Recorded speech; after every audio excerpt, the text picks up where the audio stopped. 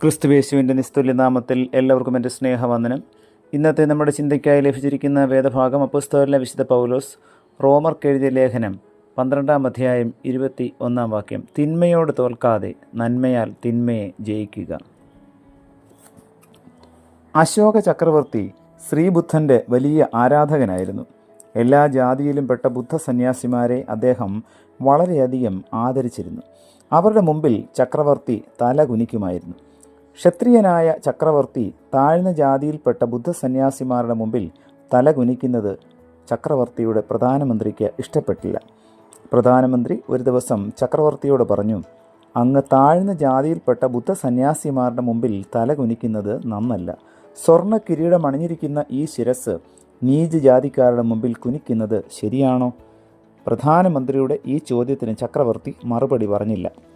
ഏതാനും ദിവസങ്ങൾ കഴിഞ്ഞ് ചക്രവർത്തി തൻ്റെ മന്ത്രിയെ വിളിച്ച് കൽപ്പിച്ചു, എല്ലാ മൃഗങ്ങളുടെയും പക്ഷികളുടെയും ഓരോ തല മുറിച്ചു കൊണ്ടുവരിക. കൂടെ ഒരു മനുഷ്യൻ്റെ തല കൂടി വേണം. പ്രധാനമന്ത്രി പക്ഷിമൃഗാദികളുടെ തലകൾ ശേഖരിച്ചു. കൂടെ ഒരു മനുഷ്യൻ്റെ തലയും ഉണ്ടായിരുന്നു. തലകളെല്ലാം ചക്രവർത്തിയുടെ മുമ്പിൽ കൊണ്ടുവന്നപ്പോൾ ചക്രവർത്തി ആജ്ഞാപിച്ചു, ഈ തലകളെല്ലാം ചന്തയിൽ കൊണ്ടുപോയി വിൽക്കുക. ഓരോന്നിനും എന്ത് വില കിട്ടിയെന്ന് എന്നോട് പറയണം. ചക്രവർത്തിയുടെ കൽപ്പന പോലെ തന്നെ പ്രവർത്തിക്കാൻ പ്രധാനമന്ത്രി തയ്യാറായി. തലകൾ വിൽക്കാനായി ചന്തയിലേക്ക് കൊണ്ടുപോയി. മനുഷ്യൻ്റെ തലയൊഴിച്ച് ബാക്കിയെല്ലാം വിറ്റു. ഈ വിവരം പ്രധാനമന്ത്രി ചക്രവർത്തിയെ അറിയിച്ചു.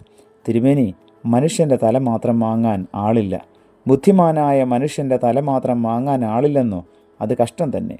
ഒരു കാര്യം ചെയ്യൂ, മനുഷ്യ ശിരസ് വെറുതെ കൊടുക്കാമെന്ന് വിളംബരം ചെയ്യൂ. പെരുമ്പറയടിച്ച് വിളംബരപ്പെടുത്തിയിട്ടും മനുഷ്യ ശിരസ് വാങ്ങാൻ ആരും വന്നില്ല.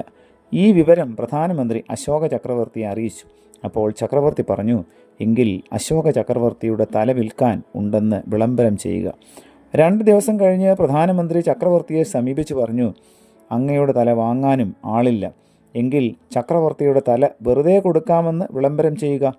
വെറുതെ കൊടുക്കാമെന്ന് പറഞ്ഞിട്ടും തല വാങ്ങാൻ ആരും വന്നില്ല. ഇതറിഞ്ഞ ചക്രവർത്തി മന്ത്രിയോട് പറഞ്ഞു, അശോക ചക്രവർത്തിയുടെ ശിരസ് വെറുതെ വാങ്ങാൻ പോലും ആളില്ല. തല ചക്രവർത്തിയുടേതായാലും നീചജാതിക്കാരൻ്റേതായാലും ഒരു വ്യത്യാസവുമില്ല. അപ്പോൾ ഞാൻ ആരുടെ മുമ്പിൽ തല കുനിച്ചാലും അതിൽ തെറ്റില്ല. ചക്രവർത്തി അല്പം നിർത്തിയിട്ട് തുടർന്നു, ഞാൻ വണങ്ങുന്നത് നീചജാതിക്കാരനായ ഒരു ഭിക്ഷുവിനെയല്ല, ലോക നന്മയ്ക്ക് വേണ്ടി ജീവിതം മുഴുവനും ഒഴിഞ്ഞുവെച്ച ശ്രീബുദ്ധ ഭഗവാന്റെ കാലടികളെ പിന്തുടരുന്നവരെയാണ്. അതിൽ ഒരു തെറ്റുമില്ല. ചക്രവർത്തി പറയുന്നത് ശരിയാണെന്ന് പ്രധാനമന്ത്രിക്ക് മനസ്സിലായി.